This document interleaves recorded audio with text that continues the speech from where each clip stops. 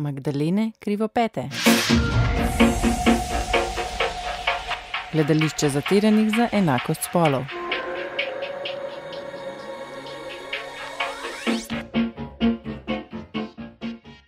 Novo poročilo Združenih narodov pravi, da v zadnjem desetletju ni prišlo do nobenega izboljšanja stopnje predsodkov do žensk.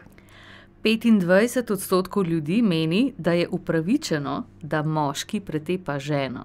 50% meni, da so moški boljši politični voditelji in poslovneži od žensk. V povprečju se delež žensk, ki so na čelu držav ali vlad, od leta 1995 dalje ni spremenil in znaša okoli 10%. Na trgu dela pa ženske zasedajo manj kot tretjino vodstvenih položajev. Celo v 59 državah, kjer so ženske zdaj bolj izobražene kot moški, so moški v povprečju plačani 39% več. Projekt Enakost spolov je zakon. Če smo v prejšnjem podcastu odkrivali, kdaj in kako se je v Evropi spolno nasilje in nasilje na podlagi spola sploh začelo, bomo danes govorili o razsežnostih obojega v Sloveniji in globalno. Z vami smo Metka, Tjaša in Mojca, ki deluje na društvu SOS za žrtve nasilja v družini, za ženske in otroke, ki je pravzaprav ena izmed glavnih slovenskih točk, kjer ob doživljanju nasilja lahko dobite podporo in pomoč. Mojca, za začetek je pomembno, da povemo, kaj pomeni kaj. Kakšna je razlika med izrazi spolno nasilje in nasilje na podlagi spola? Ja, lepo pozdravljene in pozdravljeni. Za začetek bi se v resnici zahvalila za to, da se lahko pogovarjamo o tej temi, ki je žal še vedno precej tabuizirana in skrita nekje za vogali. Zdaj pa, če odgovorim na vprašanje. Spolno nasilje je zagotovo ena izmed tistih oblik nasilja, o kateri zelo težko spregovorimo, jo tudi zaradi tega težko raziskujemo in jo tudi težje prepoznavamo kot ostale oblike nasilja. Gre v bistvu za to, da je to ena izmed oblik nasilja, ki pogosto ostane prikrita tudi zaradi tega, ker je težko dokazljiva. Problem z dokazovanjem spolnega nasilja se pojavi že pri samem definiranju in pa tudi pri stereotipnem razumevanju, kaj je za to obliko nasilja sploh značilno. Verjamem pa, da bomo o teh spolnih stereotipih, ki jih pri spolnem nasilju jih je še vedno ogromno, tudi kaj spregovorile v nadaljevanju. Poznamo pa še en termin in to je nasilje na podlagi spola, kjer pa gre v bistvu za vsakršno nasilje, ki pa je usmerjeno proti osebi zaradi njenega ali pa njegovega spola, pa ne samo to, ampak tudi spolne identitete in pa spolnega izraza. Gre v bistvu za to, da se odraža v nekih hujših oblikah nadlegovanja, trpinčenja, ustrahovanja in podobno. Je pa ena specifika, ki bi jo rada res posebej izpostavila, je tudi to, da nadlegovanje zaradi spola, pa tudi spolno nasilje nista nujno vezana samo na spolno vedenje ali pa usmerjeno na neko določeno osebo, ampak je en pomemben element pri tem tudi to, da pod to uvrščamo neke javne negativne komentarje o enem spolu, določenem spolu, seveda so pa ne samo v slovenskem javnem prostoru, ampak tudi širše gledano to pogosteje ženske. Kaj pa pravijo statistike glede spolnega nasilja in glede nasilja na podlagi spola v Sloveniji? Zdaj bi rekla, da v slovenskem prostoru, čeprav se dogajajo kar pomembne spremembe na tem področju, še vedno nimamo toliko raziskav, da bi lahko, bom rekla, zelo aktualizirano predstavila neke podatke. Bom pa izpostavila eno slovensko raziskavo, kjer je vzorec tako velik, da zagotovo lahko govorimo lahko posplošujemo te podatke. In sicer iz leta 2010, to je nacionalna raziskava o nasilju v zasebni sferi in pa v partnerskih odnosih. Podatki niso dobri oziroma so zelo zaskrbljujoči, kot sicer tudi globalno. In sicer podatki za Slovenijo kažejo, da je vsaka druga ženska po dopolnjenem 15. letu starosti doživela vsaj eno od oblik nasilja. V zasebni sferi seveda pod to uvrščamo ne samo spolno, ampak tudi fizično, psihično, premoženjsko, torej ekonomsko in tako naprej. Raziskava kaže, da je sicer najpogostejša oblika nasilja, ki so jo doživljale ženske, psihično nasilje, takoj zatem fizično nasilje in pa nekatere druge oblike nasilja, seveda pod to spada tudi spolno nasilje. Je pa tako, vedno ko nekako se opravljajo te raziskave ali pa ko beremo analize teh raziskav, je treba vedeti, da se praviloma te oblike nasilja tudi prepletajo. Zelo redko se dogaja fizično nasilje, da se ne bi ob tem psihično in tako naprej. Kaj pa, če to primerjamo potem globalno? Ja, v bistvu je zelo primerljivo, ne. Tudi sicer je malo več raziskav globalno gledano, ampak recimo ena izmed pomembnih raziskav na tem področju je ta vseevropska raziskava iz leta 2014, kjer kaže recimo, če navedem samo nekaj podatkov, 1 od 3 žensk je doživela fizično in ali spolno nasilje v obdobju po 15. letu starosti. Približno 8% žensk je doživljalo fizično in ali spolno nasilje v času 12 mesecev pred raziskovanim intervjujem. Potem zagotovo je zelo zaskrbljujoč podatek, da je po 15. letu starosti bila posiljena vsaka 20. ženska. In če upoštevamo, se pravi fizično, spolno in psihično nasilje skupaj, je kar 35% žensk navedlo, da so pred 15. letom starosti doživele vsaj eno od oblik nasilja strani odraslega povzročitelja. Približno 12% žensk je navedlo, da jih je pred 15. letom starosti spolno zlorabila odrasla oseba ali nad njimi zagrešila kakršenkoli drugi spolni incident. Skratka, govorimo o številkah, ki so seveda zaskrbljujoče. Kaj pa te statistike pokažejo glede neenakosti med spoli, bi rekla? Jaz vedno, ko imam ali v kontekstu seveda svojega delovanja strokovnega ali pa v zasebnem življenju pogovore o tem, kje smo za enakostjo spolov, ne, da seveda ženske se izobražujemo, lahko delamo in tako naprej, vedno rečem, da zagotovo eno izmed področij, kjer enakost med spoli nikakor ni dosežena, je nasilje nad ženskami. Gre v bistvu za toliko, bom rekla, spolno specifično nasilje, kjer so v 90% žrtve ženske še vedno in bistveno višji procent povzročiteljev nasilja je moških. To seveda ne pomeni, da tudi ženske niso povzročiteljice nasilja. Hočem izpostaviti le to, da gre, če primerjamo procentualen delež, se pravi žrtev, povzročitelj je zelo jasno po spolu, no, tako. Ok, kako pa se neenakost med spoli zrcali med mladimi? Mogoče še to pogledamo. Ta specifična starostna skupina. Katere vrste spolnega nasilja se izvajajo med mladimi? Ja, prej nisem odgovorila še na eno vprašanje in sicer bolj, se pravi, to področje nasilja na podlagi spola, pa se v resnici zelo dobro povezuje s tem, kar si me zdaj vprašala, Metka.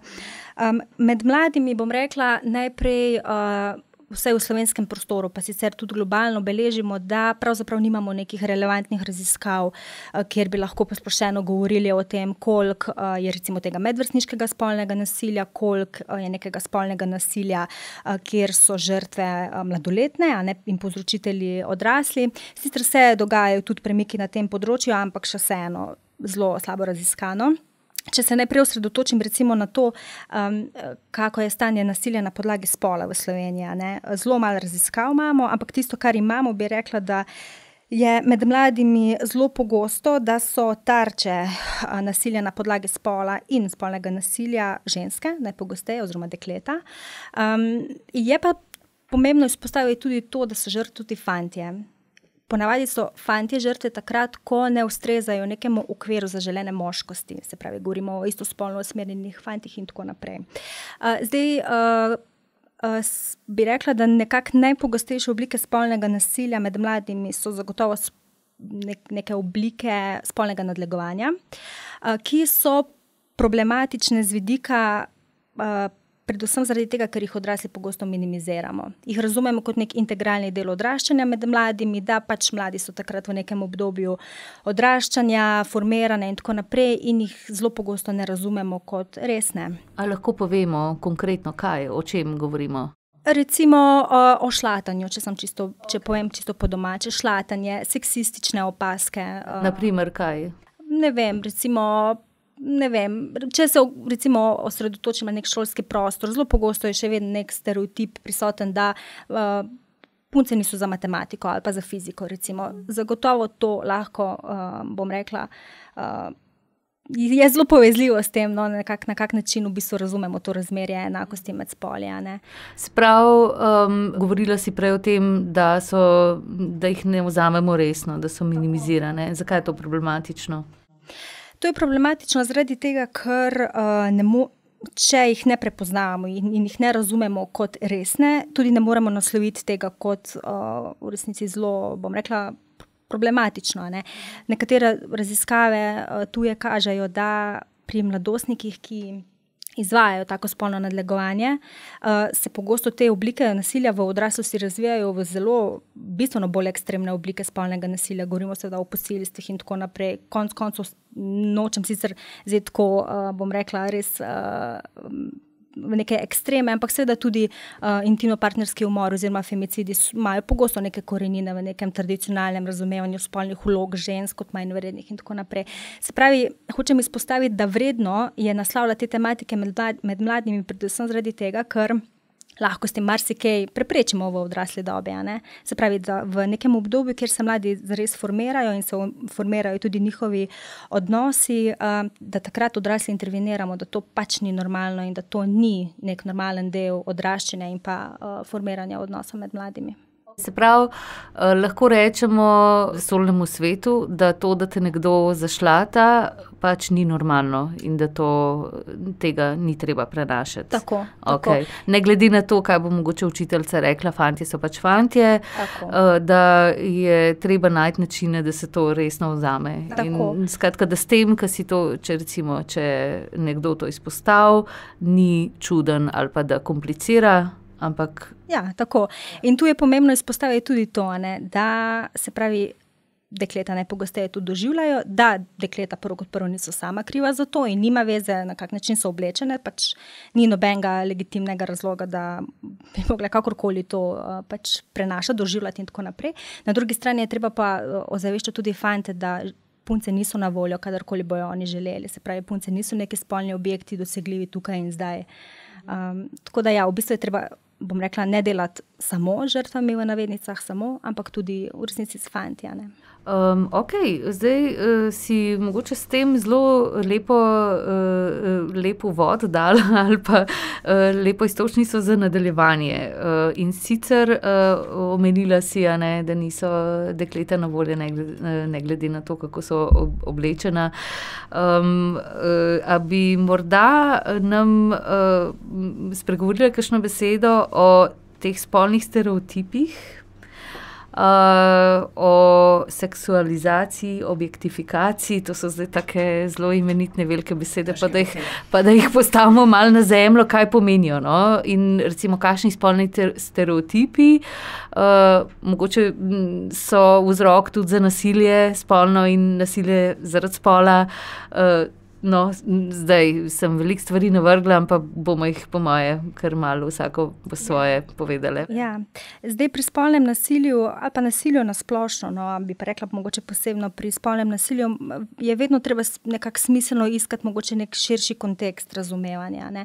Zagotovo je en izmed vidikov, ki nam pomaga vse deloma razumeti to problematiko, je vpliv spolnih stereotipov na to, da se dogaja neko nasilje. Se pravi, še vedno živimo v družbi, kjer so spolni stereotipi močno prisotni, so pa nam lahko izmuzljivi ravno zaradi tega, ker jih praviloma razumemo kot pač, da tam so. Se pravi, so samoumevne in mogoče naravne, recimo, če lahko tako rečemo. Zdaj, če nekako čisto splošno govorimo, spolni stereotipi, da so ženske boljše na nekaterih področjih, recimo šolskem, se pravi skrbstveni poklici, nega in tako naprej, da pač punce imajo že po naravi nek materinski čut in čut za skrb drugih. One bojo vzgojiteljice, pa učiteljice, pa medicinske sestre.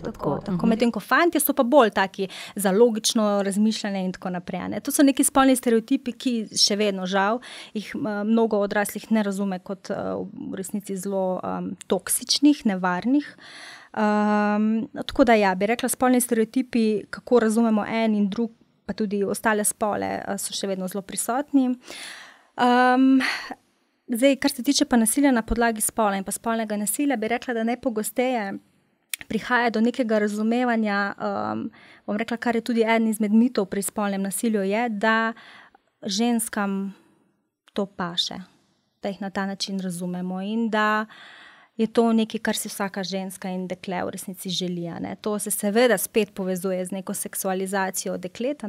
Vemo, da živimo v družbi, kjer tudi mediji to kar radi reproducirajo. Kaj to pomeni seksualizacija? Se pravi, seksualizacija tako po domač povedano. To pomeni, da gledamo na dekleta skozi prizmo njihovih teles, se pravi kot neke spolne objekte. žal to pomeni tudi to, da se dekleta pogosto razumejo, se pravi, same sebe, tako, ja. To je ena izmed stvari, ki se mi zdi, da jih ne naslavljamo dovolj dobro, ker jih ne znamo odrasli dobro naslavljati. To je seveda tudi odgovornost šole, pa ne vem, koliko so opremljeni v šolah s tem, da bi to naslavljali. Seksualizacija se pa kaže seveda skozi to, kar vidimo. Se pravi, jumbo plakati, kjer so ženske v spodnjem perilu, da ne govorimo o videospotih, filmih in tako naprej, ker se še vedno ženske primarno prikazuje kot, se pravi, skozi njihova telesa, njihovo vizualno podobo, ne. In vse te neke stvari seveda vplivajo tudi na to, kako mi razumemo. Se pravi, kako mi razumemo žensko, kako razumemo dekle in kako jih razume nasprotni spol, recimo, ne. Zdaj, če recimo si predstavljam, če nek fant živi v neki družini, kjer je to samoumevno, se pravi na eni strani, da ženska je boljša na enem področju, skrbi, nege in tako naprej, hkrati živi v nekem svetu, kjer smo nasičeni, se pravi z neko seksualno podobo žensk, da seveda se to odraža tudi v tem, da se premikajo te meje, dokje ja in dokje ne. Aha, kaj je dovoljeno. Tako. Okay. In pa seveda to napačno razumevanje, da je to nekaj, kar si pač ženske želijo, da je to nekaj, kar po nečem, kar pač dekleta hrepenijo, ne. To se mi zdi zelo napačno in predvsem moramo odrasli tu, bi rekla, reflektirati vse to, kar imamo tudi sami. Neke te pač predstave o tem, sploh pa v institucijah, ki se primarno ukvarjajo z vzgojo in izobraževanjem, to je, lahko v bistvu omenimo kar celotno vertikalo, se pravi od predšolske vzgoje vse do univerzitetnega izobraževanja. Treba se vprašati, koliko v resnici se z mladimi sploh pogovarjamo o vsem tem, kar sem zdaj naštela, ne. Zakaj je pomembno? Ravno zaradi tega, ker če naslavljamo vse te tematike, potem lahko lažje tudi razumemo problematiko spolnega nasilja in kako prihaja seveda do tega. In zakaj? Prej si rekla, da se marsikatera dekleta tudi poistovetijo s tem, kot s to podobo oziroma s tem, da sebe dojemajo in predstavljajo skozi telesa. Pa se mi poraja vprašanje, koliko imamo kakšne raziskave, mogoče, ali pa, ne vem, kakšno utemeljitev tega, koliko je to vpliv nekega okolja in tega, kar si omenjala, filmi, ta cela pop kultura, koliko je pa nekega lastnega, dejanske želje biti samo sebe predstavljati skozi telo. Zdaj, da bi imeli prav raziskave, da bi lahko govorili prav o nekih številkah, jaz jih ne poznam, pa verjamem, da sicer na svetovni ravni tudi kaj obstaja. Bolj se to naslavlja mogoče skozi neke teoretične okvire in tako naprej, da bi nimam pa v bistvu nekega podatka čisto številčnega, ne. Kar verjetno pomeni tudi to, da se pač ne lotevamo tega raziskovati na nek znanstveni način, ne zdaj zakaj pa se ne lotevamo, to pa je mogoče debata že za drug podcast. No, ampak mogoče še to, sem vmes pomislila, da ne glede na to, da se morda tudi, če se neko dekle po lastni izbiri predstavlja skozi svoje telo, da to še vedno ne pomeni, da je na voljo, Točno to je ena izmed zelo pomembnih poudarkov, ko govorimo o tej tematiki, ker zelo pogosto je to seveda nek, bom rekla, izgovor ali pa recimo nek kao argument, zakaj je prišlo do spolnega nasilja. Se je bila tako in tako oblečena, se je sama izzivala s tem, se je bila njena odločitev, da je imela dekolte, mogoče si pa tega želi in to je tisto, kar sem prej izpostavljala, da je neko to razumevanje, da je zaradi tega, ker je ona taka, vse, kar predvideva, da si ona tega tudi želi.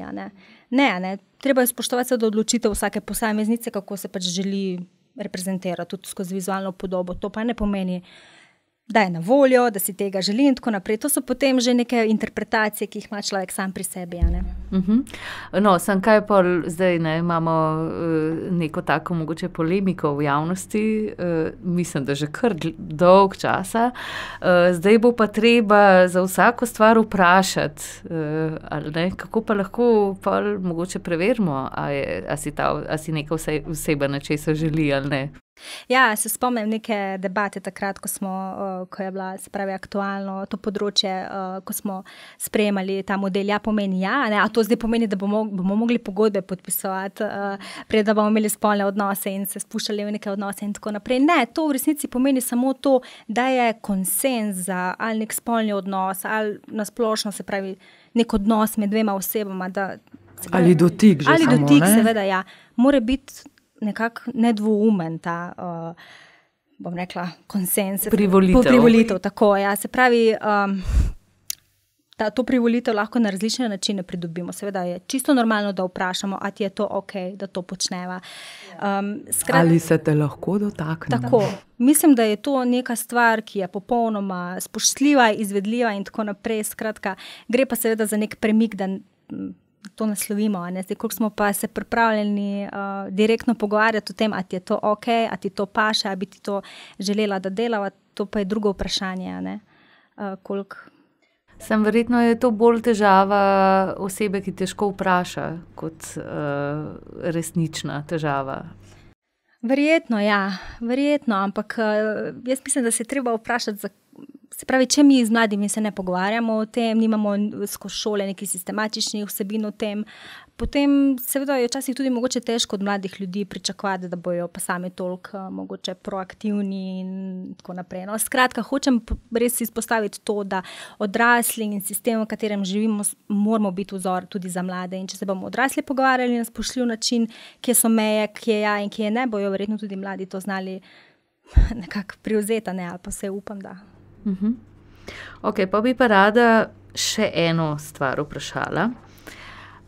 Dostikrat slišimo, to je pa bilo seksistično, kakšna seksistična izjava, to je seksizem. A bi morda samo obelodanili pa povedali, kar se da natančno, pa enostavno, kaj je seksizem? Ok, se pravi, če probam nekako čisto po domače povedati. Pri seksizmu gre za eno oznako, za prepričanja, stališča, mnenja in tako naprej o tem, da je en spol manj oziroma več vreden od drugega. Okay? Se pravi, gre za nek način sproščanja jeze, sovraštva, nekih negativnih prepričanj o enem spolu. Se pravi, to v javni sferi žal še vedno vidno. In na področju politike, izobraževanja in tako naprej. Se pravi, pri seksizmu govorimo o tem, se pravi, bom rekla, mogoče tako, če razložim, pri spolnih stereotipih gre seveda za neke predstave v neki določeni družbeni skupini, kjer ponavadi niso toliko prisotna čustva. Kar je razlika med spolnimi stereotipi in seksizmom, je, da so pri seksizmu praviloma vpletena zelo močna čustva okrog tega, Spravi, govorimo o tem, da recimo, ne vem, da ženske niso, kot si ti Metka na začetku izpostavila, da so boljši politični voditelji moški, da so ženske, kot sem že danes večkrat izpostavila, bolj primerne ali pa po naravi boljše za vzgojo otrok, recimo, Govorimo o tovrstnih, se pravi. Se pravi, kaj hočeš povedati, Mojca, da to ni res? Tako bom rekla, na to, se pravi, ne bi rada rekla, da ženske niso boljše v vzgoju otrok, ampak je treba celoten kontekst razumeti. Se pravi, absolutno je družbeno bolj sprejemljivo, če za otroka skrbi ženska kot moški. Še vedno pogosteje usmerjamo punce oziroma pač mlada dekleta v študij, se pravi v tovrstne študije. Se pravi, celotna neka ta družbena sfera je seveda bolj naklonjena k temu, zato se tudi več žensk vpisuje na take študije in tako naprej. In seveda pač ženske smo dobre v tem, Kar pa ne pomeni, da nismo dobre na drugih področjih, pa se marsikatera punca, mlada ženska, kakorkoli ne odloči ravno zaradi tega. Ker če se odloči za to, pomeni, da se bo mogla boriti in to zelo. In to so ti trdovratni spolni stereotipi, seksistična prepričanja, ki še vedno vplivajo pač na vsakdanje življenje pač žensk in ljudi na splošno. Mogoče bi rada zdaj v zvezi s tem seksizmom in s temi spolnimi stereotipi še eno stvar, ki je napisana v priporočilih Sveta Evrope iz leta 2019. In sicer piše, da seksizem močno ovira krepitev moči in vloge žensk in deklic, ki jih to vrstno vedenje nesorazmerno prizadene. Poleg tega pa spolni stereotipi in ti vcepljeni predsodki ključno oblikujejo norme in vedenje ter pričakovanja moških in dečkov in s tem vodijo v seksistična dejanja. To moram reči, da nisem nikjer drugje še tako eksplicitno videla napisan, da prav seksizem ovira krepitev moči žensk in deklic. Kako bi to komentirala, kje lahko povežemo tudi z različnimi temi oblikami spolnega nasilja, nasilja na podlagi spola in kako to vpliva na... Ja. Zdaj, to, kar si prebrala, se zagotovo povezuje s tem, kar sem ravnokar pojasnila, ne? Če pa navežem to na spolno nasilje, bom rekla, da pri spolnem nasilju je še vedno težava v tem, da ga v zelo veliki meri tudi ne prepoznavamo kot problematičnega, sploh, če se osredotočim na spolno nasilje znotraj intimno-partnerskih razmerij, kjer do nedolgo nazaj posilstvo znotraj, se pravi, partnerske skupnosti ni bilo priznano kot posilstvo. Seksizem, spolni stereotipi in tako naprej. Vse to vpliva tudi na to, se pravi, kako sama žrtev razume to, kar se ji dogaja in kako odreagira na to. Tako da bi rekla, da to je en tak neposreden, bom rekla, vidik tega, ne? In s tem se tudi na SOS telefonu konstantno ukvarjamo. Se pravi, da v resnici, če pa v resnici dosti žensk ne prepoznava, da doživljajo spolno nasilje, če pa prepoznavajo, jih je treba najprej opolnomočiti za to, da znajo nekako spregovoriti o tem, priznati, kaj se jim dogaja in šele potem iskati korake naprej, kako si pomagati oziroma kje iskati neke vere pomoči. Čas je za eno modro.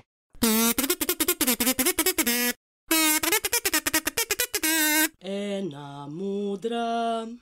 Daj še enkrat. Ena modra.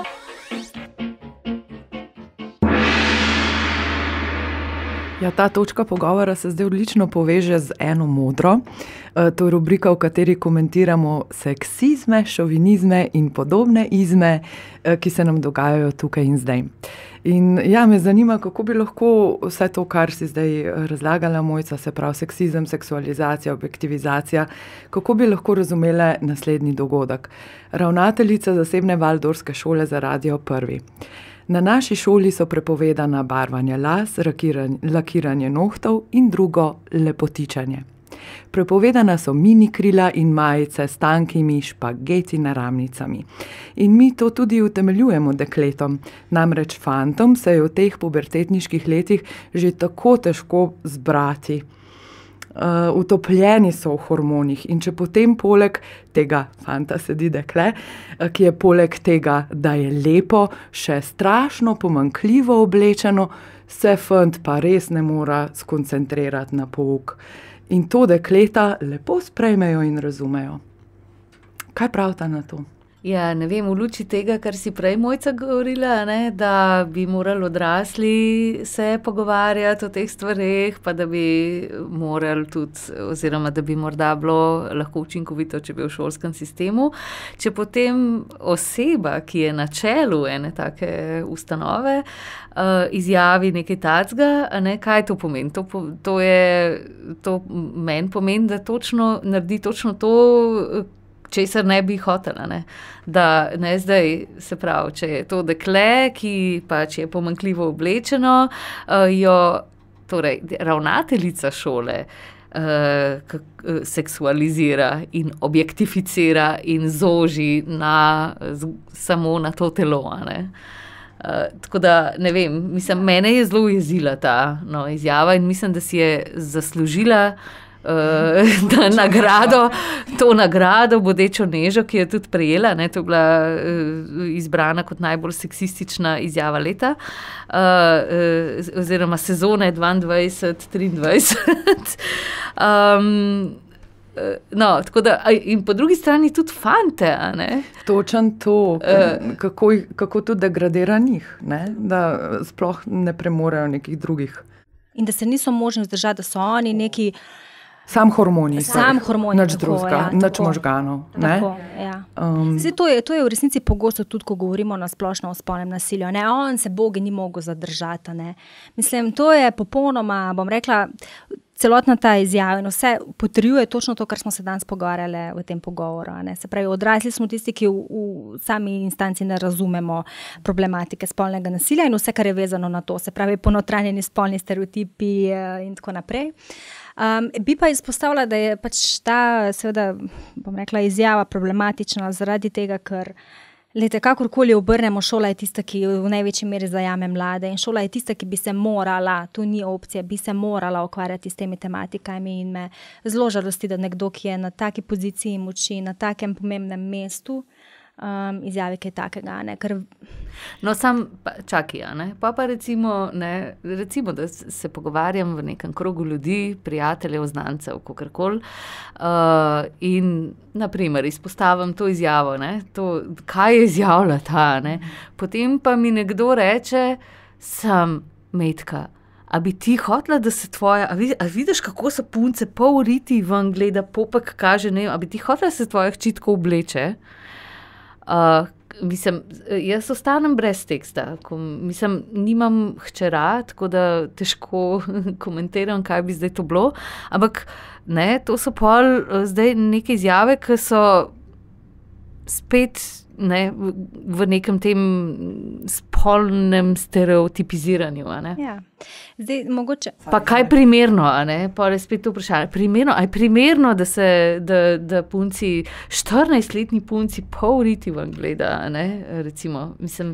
Hkrati ne, pa smo bombardirane, tako kot si ti prej omenila, oglaševanje, filmi, revije, ni prostora, kjer v bistvu tega ne bi videla, ne? Ker ne bi teh pol riti non-stop gledali. Ja, tako. Zdaj, jaz bi rekla, da tak odziv, recimo, na to, kar si ti rekla, Meta, je mogoče samo z nekega vidika razumljiv, če želimo kritizirati to, da je problematično to, da se dekleta gledajo same sebe skozi to. Se pravi, da na sebe gledajo kot na neke spolne objekte, ki morajo biti v vsakem primeru seksi, zapeljive in tako naprej. Se pravi, kritika, se pravi, samo seksualizacije deklet, ki je usiljena, to, kar si ti rekla, Tjaša, se pravi, skozi medije, kulturo in tako naprej. Se pravi, to je treba problematizirati, če gre za to, seveda. Ne? No, sam recimo po drugi strani, če vrneš vprašanje, je doskrat, ja, ne bi zato, ker to ni varno, ne? Recimo, ne, ampak kje je zdaj problem varnosti, recimo, tega dekleta ali pa te ženske, ki je, naprimer, oblečena, kakor pač že hoče biti, recimo, tako, ja, da kaže popek, pa ima dekolte, pa tako karkoli kratko krilo, ni važen, da je potem ni težava v tem dekletu ali pa ženski, ki je tako oblečena, ampak verjetno težava tega potencialnega napadalca. Ne? In tukaj se meni zdi problem, ker je v bistvu potem znova se odgovornost za to, se pravi, kdo je kriv za to, da je se zgodil ta napad ali pa ne vem, da jo je nekdo zašlatil, je znova kriva ona, ne pa ta oseba, ki je to storila, ne v večji meri moški, kot smo prej pri številkah slišali.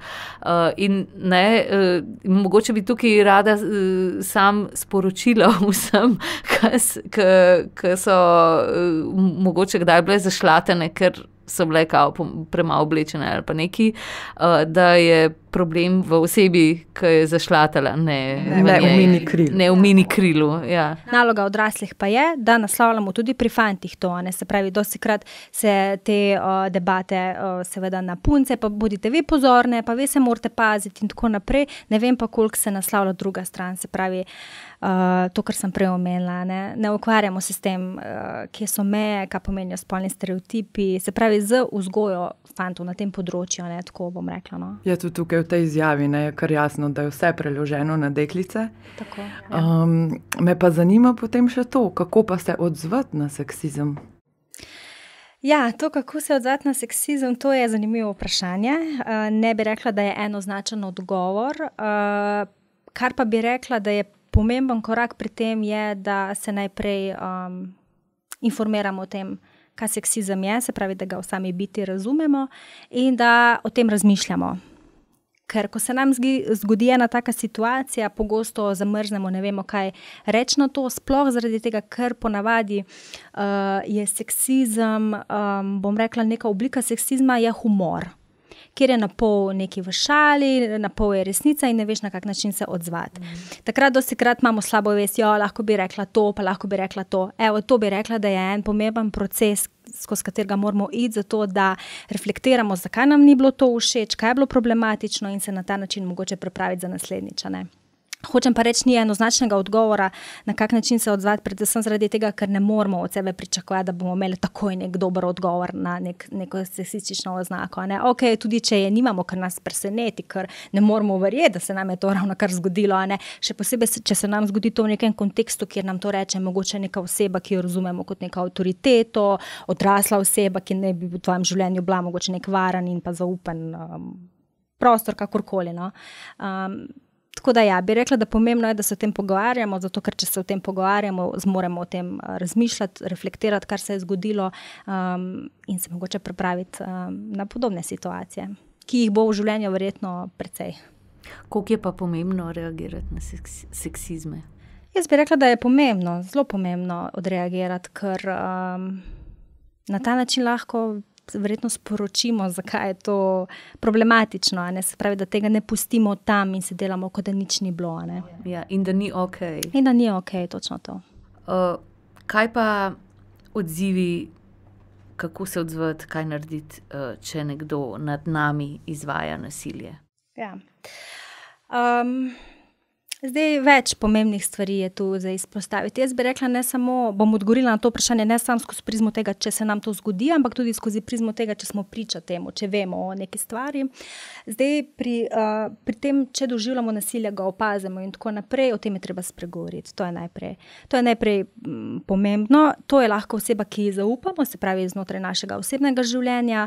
Zdaj, če govorimo recimo o nekem šolskem kontekstu, je zelo pomembno, da zaupamo neke stvari odrasli osebi, ki se nam zdi pač tudi vredna tega, bodi si je to razrednik, razredničarka, šolska svetovalna služba je praviloma tudi pomembna pri teh. Skratka, da povemo neki odrasli osebi. Če nam to ni udobno, seveda absolutno v nekem zasebnem krogu, prijatelji, prijateljice, starši in tako naprej. Če pa nič od tega ni neka optimalna opcija, pa smo vedno na voljo nevladne organizacije, ki se s tem ukvarjamo. Ne?